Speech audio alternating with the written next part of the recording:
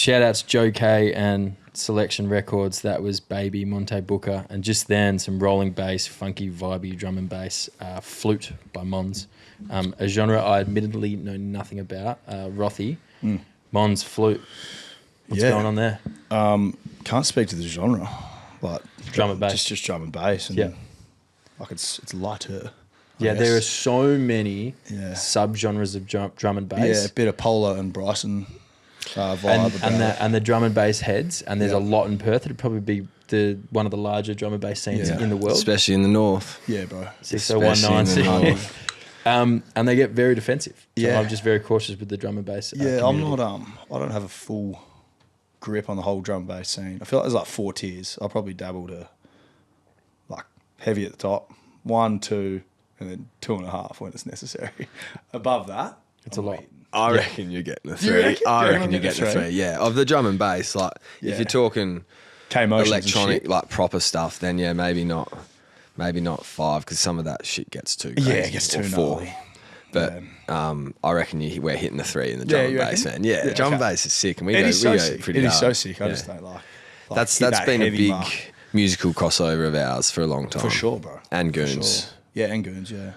And then we like a bit of lo-fi, like Pole and Bryson. Yeah. Which we'll get to. Yeah. Finding that track, you guys had a bit of an argument off there about who showed it to who? No, it wasn't that. The one we'll speak about later, but I remember when I discovered this track so clearly, man. Yeah, the one just played. Yep. We were in Bali on footy trip. Do you know what year? Yep. I would remember it very well. 23? Because your boy took home the cup. Oh, was it? Was it that? Yeah, it was. Or was that 22? 22, end of 22. Yeah, right, there you go. And we're at La Favela, and there was this, I don't know who was playing that night at La Favela, man.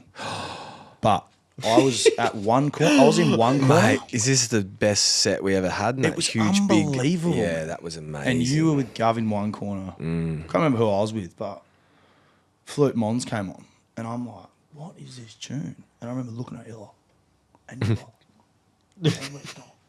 It was sick, man. And I should stand it. Yeah.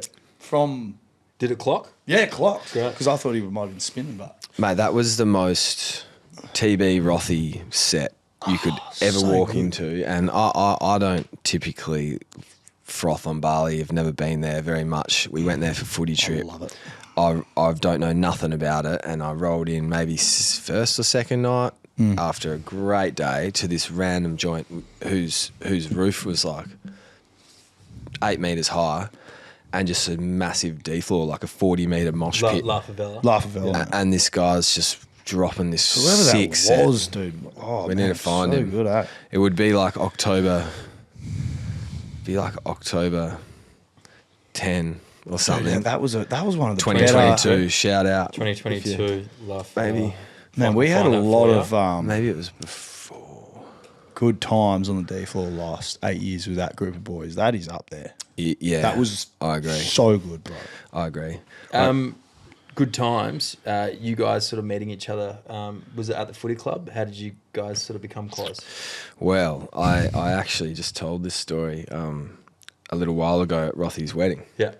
As I was the MC, and he's my number one boy, and we met at Yelo Cafe in Trig in about 2015, 2016, and Flora Terrace. Get in there. Really? Shout out Pondy, yeah. They're on Flora now, man. The old Tropico. Oh, really? Yeah. They're doing... I actually saw that the other day, and I thought it was just Tropico. I miss the old Yelo because I spent a lot of time there and hold a lot of fond memories there, but that corner, they're doing really well. Shout out Pondy and the crew. What's going at the new Yelo? All those apartment buildings, man. Oh, so it's resi. Yeah, it's a lot of beef there. A lot of, and if you hadn't lost your kind of like north of the river edge, you would probably be up to date with the beef that went on at Yelo. Look at this Peppy Grove. I would like to get back into Malvern East, thanks. Yeah, true. I would like to get back into Malvern. You meeting Rothy. So we met at Yelo. My sister was working there at the time, been working there for ages, and she had come home one day and was like, "Oh, you got to meet this kid, Josh Rotham. He's like hell good at footy and he's like hell cool and all this shit." And anyway, I roll in there and there's 15-year-old Rothy same stubble, looks the same pretty much. Slap him up, makes me the illest bacon and egg roll you've ever had. Pulled it out and then. Oh man, disappeared back for a bit, come back with the perfect smoothie, perfect bacon egg roll. And mate, the rest is history. We just slapped it up and we were boys forever, really. And she was sort of saying, oh, he's good at footy. And you know, it's like when you're 16, it's like, oh, everyone's good at footy. I myself wasn't even that good at footy. And then I managed to get drafted. And so it's like there's a lot that goes between, oh, this guy's good at footy and, yeah, he's going to play AFL. At 16, there's 2 years and a million fucking hurdles. And then anyway, and Ali's saying, yeah, Josh is really good. And I'm like, yeah, sick, man, whatever, cool, great. Like, made me a fucking smoothie and a bacon egg roll, I don't care. Yeah, and this is like over the next few years. I'm like, yeah, man, I don't love Rothy for that. I like the food. And so anyway, man, randomly, Josh Rotham gets drafted to West Coast Eagles at pick 37, which was your number. That's right. Holy. And what year was that? 2016. And what year were you drafted? 2013. 2013, yeah. Yep. 2013. So there's 3 years between us, and it was just like, oh, sick. And bang, straight away, you know, I was kept an eye on him because we were both North boys and got along. And then, you know, as you sort of establish yourself in that sort of 3 year period, that's when you almost become a part of the team because you make the first, let's say, cut at 2 years where half your buddies all leave, and then maybe the next 4 years, you know. Yeah, half the rookies man, you don't get start done. kind of finding your spot till, well, not spot in the team, just your place in the locker room in a way. Yep. For probably 3 or 4 years. Yeah. And then you had probably similar build to playing AFL, playing your third year, end of your second. Yeah, like a couple games my second, Yeah, but so third year, end of the third, like halfway through the I third was is when I starting started. third, so, similar build and done a lot for me, the great man. Yeah, and you build these relationships like it's like school, you know, especially that first few years. You're with each other every day, you're working, you're learning off the guys, and it's just naturally 3 years until you know each other. And that's when you can become proper best buds. And I feel like when you talked about the D-Floor crew, our little crew at West Coast of all the boys, like we are really, really tight, like exceptionally tight. And it's because of that. We've all just spent so much time together, travelling, you know, playing footy. I rented Alga Street too for a bit. Yeah. You rented Alga Street? Yeah, for probably, probably a year and a half. How were the floors? So really? Was there a tenant? I thought it was more like what, like short? 4 months. No, I thought it was in and out jobby. Maybe not a year, maybe a year. I reckon Getting we're in there a control year, of man. your fucking finances Yeah, there, no, brother. I was like, man, you only paid me You're missing 600 12 months bucks. rent. So 12 months was of cash. was there a tenant in between you and Tom? So Nah. Straight in. So Straight you've in, had straight in. sticky floors, pretty much all the furniture pretty much. inside and Excuse outside. me. You're the one that said sticky floors. Nah, it was fucked. Yeah. And then who went in after me? Jackson Ramsey and Gus Schumacher went in after us. Yep. It was me and Stan Wright, one of my groomsmen. But we had a sick time there. Yeah, it was a good time, man. That house was a good time. Yeah, we always had a good time there, bro. Poor old Helen aged a few more Bless years her. Yeah, we've since still we were got to there, find but she was Helen. always a good sport. Yeah. Dude, I still remember one day, bless her soul, we were playing FIFA, me and Stan, and we heard some like, help. Poor Dale had a fall next door. We had to go Yeah. jump the fence and stuff. And the fiery down the, what's his name?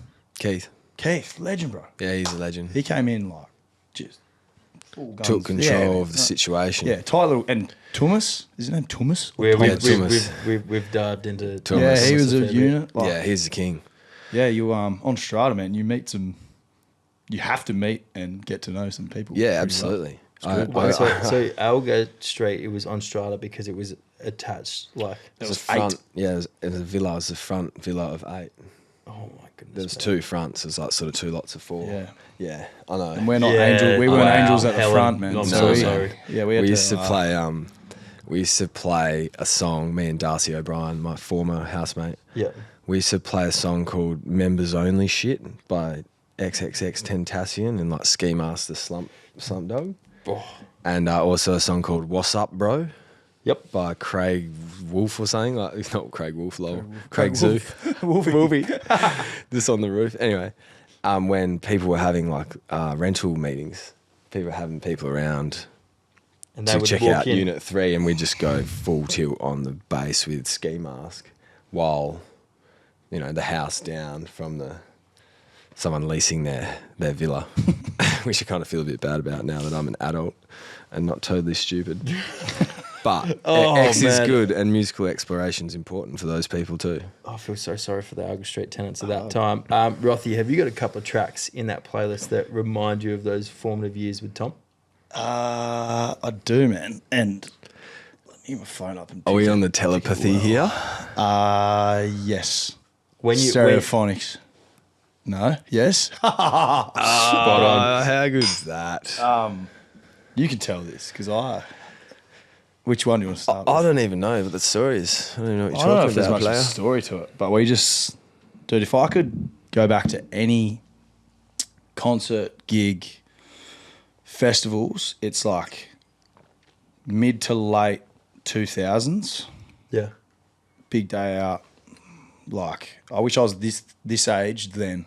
Like, Appreciating big day those out, 08, watching like, Muse coming, Arctic Monkeys, dude, Jet, Stereophonics, Powderfinger, Yeah. Red Hot Chili Peppers. Yeah, so That- more the Australiana rock Yeah, vibe, and there's a little reason why, and it's the big reason why, because these fucking things yeah, weren't in the air the whole time, man. yeah.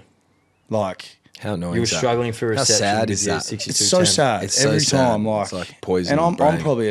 I'm probably throwing stones, glass houses here, but like, I'll probably film a couple videos on my phone if I go to a gig, but like, put it away, man. Enjoy it. Yeah. Mate, you need No one to cares that you're you, there. and this sort of this era of rock music is Yeah. kind of like takes It's you not back to a place where it was yeah. like super present and young and rebellious and doing all those things. Yeah, It'd be man. cool to experience it again. I reckon we're going to get stuck into some Stereophonics now. What track? We'll go maybe tomorrow. Maybe tomorrow, Stereophonics.